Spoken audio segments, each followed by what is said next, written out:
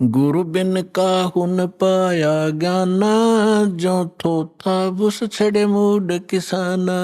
गुरु बिन वेद पढ़े जो प्राणी, समझ न सारे रहे अज्ञानी।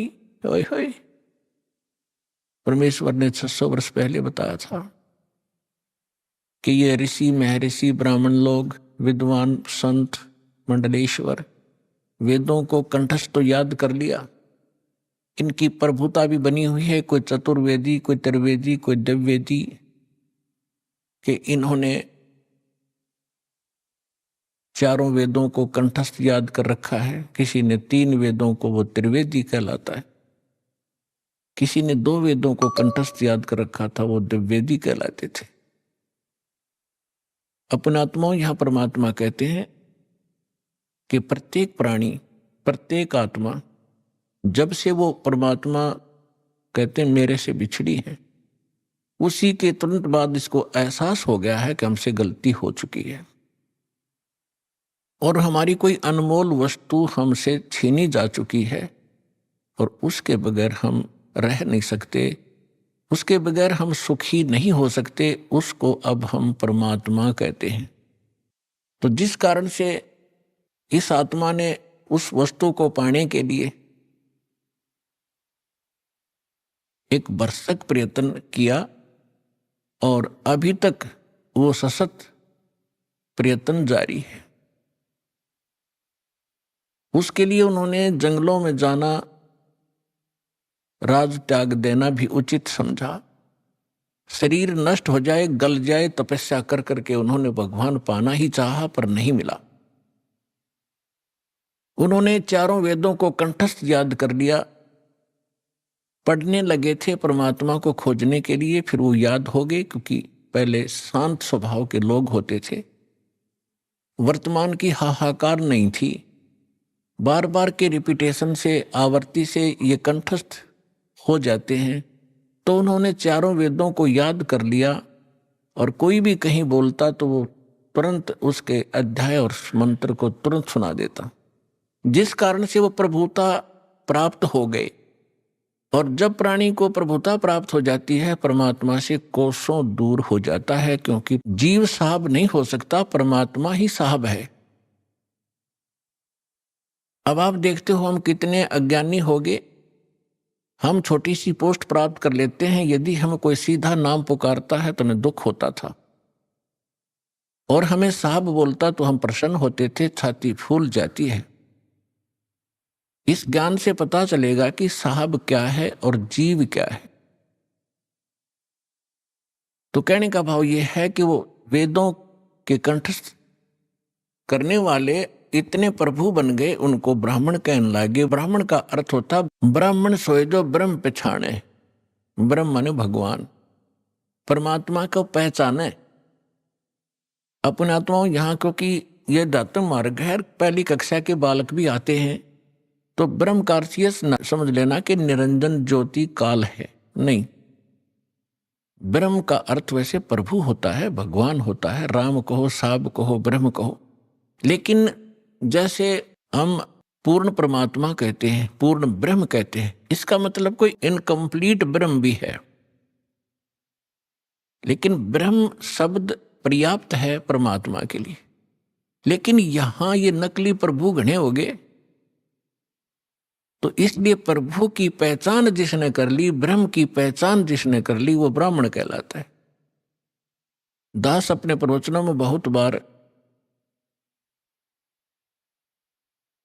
पंडितों ब्राह्मणों के विषय में उनकी मूर्खता, अज्ञानता सुनाता है। तो उसमें ये ना समझें कि दास एक ब्राह्मण वर्ण को कह रहा है। ब्राह्मण वर्ण अलग वस्तु है। जैसे एक वैद्य था और वो बहुत अच्छा वैद्य था, नाड़ी पकड़कर तुरंत बता देता था अमुक रोग है, औषधि भी उसके पास कारगर थी, सुप्रसिद्ध हुआ। उसकी 1-2 पीढ़ी उसके द्वारा बताई औषधि और उस विधि से वो उपचार करते रहे, वो भी वैद्य कहलाए। लेकिन आगे चल के वो लाखों की संख्या बन गई उनके वंशजों की, और वो वैद नहीं है, फिर भी उनका सरनेम वैद बन गया। अब कोई कुछ कार्य करता है, कोई कुछ कार्य करता है, वो भी अपने पीछे लगाता है रमेश वैद, और काम क्या है उसका, परचून की दुकान। जानता नहीं पेट के दर्द की दवाई औषधि, और लिखता है रमेश वैद, तो वो वैद नहीं है। और यदि कहीं किसी वैद की मूर्खता बताई जाती है कि रोग ये और दवाई ये दे रहा है, ये खाक वैद है, तो उस वैद को दुख नहीं होता जो परचून की दुकान किए हुए। इसी प्रकार ब्राह्मण की विषय में जानना, मेरे पूज्य गुरुदेव जी ब्राह्मण वर्ण में जन्मे थे, लेकिन वो अपने आप को ब्राह्मण नहीं कहते थे, पंडित नहीं कहते थे। पंडित, ब्राह्मण की दूसरा पर्यायवाची पंडित भी कहलाता है। पंडित का भी यही अर्थ होता है। वो ब्राह्मण नहीं कहलाते थे जो हमने अपने परंपरागत समझ लिया है। हम किसको ब्राह्मण मानते हैं? जो श्राद्ध निकलवाता हो, पत्रे बाँच कर सुना दे, तेरा ये आपत्ति आनी है, ये ऐसे शर्त कर दे, ऐसे वैसे कर दे, ये ब्राह्मण कहलाते। लेकिन यदि हम पंडित की परिभाषा समझना चाहें तो हमारे पूज्य गुरुदेव जी ब्राह्मण होते हुए अपने आप को ब्राह्मण नहीं कहते थे, वो संत कहलाते थे कि हमने पंडिताई कभी की नहीं, हम ब्राह्मण नहीं हैं। और मेरे दादा गुरु जी छावला गांव दिल्ली के अंदर, दिल्ली स्टेट में एक छावला गांव है नजफगढ़ के पास, वहां के वो जाट थे। और बचपन से ही वो हमारे जो चौथे दादा गुरुजी थे उनके संपर्क में आ गए। उन्होंने उसको काशी विद्यापीठ में पढ़ाया, अपने पास ही रखा, तो वो 4 विषय के आचार्य बन गए उस विद्या को पढ़कर। लेकिन उन्होंने पंडिताई की नहीं, फिर भी वो पंडित चिदानंद नाम से जाने जाते थे। और उनका आश्रम बना हुआ है जिला सोनीपत हरियाणा, तहसील खरखोदा के पास एक गोपालपुर गांव है छोटा सा, उसमें उनका आश्रम बना हुआ है। दास उसको बहुत बार देख कर आया है, उस पर लिखा है पंडित चिदानंद आश्रम, जबकि वो वर्ण में जाट थे। तो हमने सबसे पहले ये देखना है कि यहाँ इन चीजों का हमने इनसे ऊपर उठना है, जातिवाद से।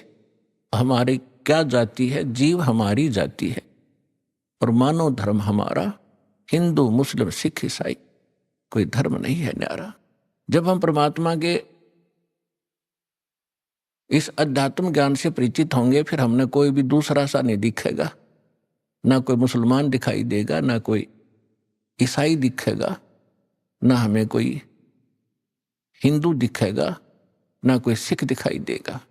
हम एक पिता की संतान हैं, हम परमात्मा के लिए ही विभाजित हुए हैं, परमात्मा के लिए अब हम एक होंगे, क्योंकि हमें ज्ञान हो जाएगा। हम रूढ़िवादी नहीं रह सकते, क्योंकि परमात्मा ने शिक्षा इसीलिए आपको दी है। अब हम अपने प्रसंग पर आते हैं। गुरु बिन काहू न पाया ज्ञाना, जो थोथा भूस छड़े मूड किसाना। गुरु बिन वेद पढ़े जो प्राणी, समझन सारे रहे अज्ञानी। अब तो कहते हैं प्रत्यक्ष को प्रमाण की आवश्यकता नहीं पड़ती, क्योंकि दास ने परमेश्वर कबीर जी के द्वारा दी गई उस बुद्धि से, दास एक जीव बुद्धि है, और जब परमात्मा रजा बख्शते हैं, यही जीव परमात्मा वाले ही ज्ञान को आगे चला सकता है, सुना सकता है और उसको समझ सकता है। तो उस परमात्मा की कृपा से आपके समक्ष ये तो हो ही चुका है कि यथार्थ ज्ञान क्या है, अध्यात्म मार्ग कैसा है, और ये भी आप खूब समझते हैं कि आज तक इस हमारे सदग्रंथों को हमारे ही ऋषि महर्षि गुरु ब्राह्मण आचार्य शंकराचार्य इस सिलेबस से परिचित नहीं थे, तो खाक टीचर थे। वो जीवन अपना नाश किया, हमारे पूर्वजों का भट्ठा बैठा दिया, भूत बनवा दिए, फिर उनके श्राद्ध निकलवाने शुरू कर दिए। तो इस तरह की भ्रमणा अज्ञानता से फैलती है। तो आज तक हमारे जितने भी ऋषि महर्षि हुए हैं, इवन ब्रह्मा विष्णु महेश, इनको कोई अध्यात्म ज्ञान नहीं था। पुण्यात्माओं, परमात्मा ने 600 वर्ष पहले कहा था ये ज्ञान लेकिन उस समय हम शिक्षित नहीं थे। हमारे धर्मगुरु केवल संस्कृत भाषा पढ़ा करते थे और सदग्रंथ भी संस्कृत भाषा में थे, जिस कारण से हम अपने भगवान को न पहचान सके, न अध्यात्म ज्ञान को जान सके। और इन अज्ञानी ऋषि महर्षि आचार्यों शंकराचार्यों ने परमात्मा का विरोध करके जनता को भ्रमित किया कि अशिक्षित जुलाहा धानक, ये नीच जाति का, ये क्या जाने सदग्रंथों के विषय में, क्योंकि ये संस्कृत नहीं जानता। तो उस समय नकलियों की दाल खूब गल गई। लेकिन मालिक तो मालिक ही होता है, सहनशील भी होता है।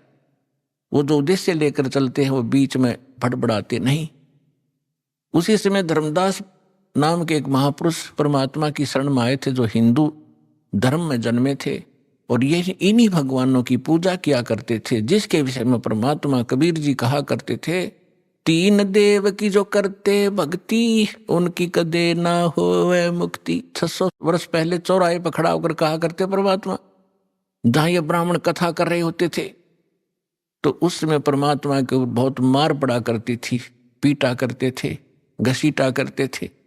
लेकिन परमात्मा सत्य है, उसके वचन सत्य है, उसका अस्तित्व सत्य है, वो झूठ ना कह सकता और ना ही वो झूठ होता है। तो तब धर्मदास नाम के एक महापुरुष बड़े विचलित हुए। अब जो प्रसंग चल रहा है हम उसी पर आते हैं। इस ज्ञान को बताने के लिए परमात्मा स्वयं आते हैं। परमात्मा की पहचान करने के लिए हमारे सदग्रंथ पर्याप्त हैं, जिनको आज तक हम शिरोधार्य माना करते थे। पवित्र चारों वेद, ऋग्वेद, यजुर्वेद, अथर्ववेद और सामवेद, इन चारों वेदों को हम सत्य मानते हैं, पूरा विश्व सत्य मानता है। विशेषकर हिंदू धर्म के नाम ये लिख दिए गए हैं कि हिंदुओं के ग्रंथ हैं, तो हिंदू तो इसको सत्य मानते ही मानते हैं। दूसरे श्रीमद् भगवत गीता, वेदों से भी प्रथम स्थान आज श्रीमद् भगवत गीता जी का है, क्योंकि ये एक छोटा ग्रंथ है और चारों वेदों का निष्कर्ष है। और उसके बाद 18 पुराण। अब लगभग 2,500-3 हजार वर्ष से जो हमारे धर्मगुरु रहे हैं, उन्होंने केवल पुराणों को ही महत्व दिया और साथ में श्रीमद् भगवत गीता को भी उन्होंने समांतर सम्मान दिया है और इन्हीं के पठन पाठन से मोक्ष बताया है। और उन्होंने ये भी कहा है कि हम जो ज्ञान दे रहे हैं इन्हीं ग्रंथों के आधार से दे रहे हैं। तो पुण्यात्माओं, परमात्मा को पहचानना पड़ेगा। जब तक हमें ये विश्वास नहीं होगा कि ये सामने रखा एक चमकीला पत्थर वास्तव में हीरा है, लाल है, इसकी कीमत इतनी है, तब तक हम उसका दाम नहीं लगा सकते, उसका मूल्य चुका नहीं सकते, दे नहीं सकते, उसको ग्रहण कर ही नहीं सकते, क्योंकि वो कीमती इतना है। इसी प्रकार जब तक हम परमात्मा को नहीं पहचानेंगे और हमें दृढ़ विश्वास नहीं होगा कि सचमुच ये है भगवान, तो तब तक हम दृढ़ नहीं होंगे, उसकी कीमत दे नहीं सकेंगे, अर्थात हम उसको प्राप्त नहीं कर सकते। तो उसके लिए हमने सबसे पहले ये विश्वास, हमने ये जानना होगा, दृढ़ निश्चय करना होगा कि जिस परमात्मा को हम प्राप्त करने के लिए प्रयत्न करेंगे, उसके लिए जो भी कीमत हमने देनी पड़ेगी वो देंगे, तो वास्तव में वो परमात्मा है भी कि नहीं। तो उसकी पहचान के लिए हमने कोई आधार बनाने पड़ेंगे। उसके लिए आधार क्या है? सर्वप्रथम हमारे सदग्रंथ। वैसे तो सर्वप्रथम हम मानते हैं प्रत्यक्ष दृष्टा को, लेकिन फिर भी हम अपने उस थ्योरी को हम नकारा नहीं कर सकते, जिसको आज तक शिरोधार्य मानते रहे और सत्य मानते रहे। तो हम पहले थ्योरी फिर प्रैक्टिकल दोनों को से हम सिद्ध कर लेंगे कि सचमुच कौन है परमात्मा। तो इसके लिए हमने सबसे पहले अपने सदग्रंथों की थ्योरी को देखेंगे कि उनमें क्या लिखा है। और फिर प्रैक्टिकल। जब दोनों एक जैसा रिजल्ट देंगे तो ही इज गॉड, वो परमात्मा है। तो पुण्यात्माओं, श्रीमद् भगवत गीता अध्याय नंबर 4 के श्लोक नंबर 32 में 32 में कहा है कि अर्जुन, मैंने अभी आपको अध्याय नंबर 4 के श्लोक नंबर 25 से लेकर 30 तक जिन साधकों और साधनाओं की जानकारी दी है, और वो साधक चाहे कोई देवी देवताओं को पूजता है, उसी को सत्य मानता है, पापनाशक जानता है, कोई स्वाध्याय करता है, कोई तीक्ष्ण अहिंसावादी व्रत ही करके मुंह पर पट्टी बांध गए नंगे पैरों घूम कर अपनी साधना को सही मान रहा है। अभी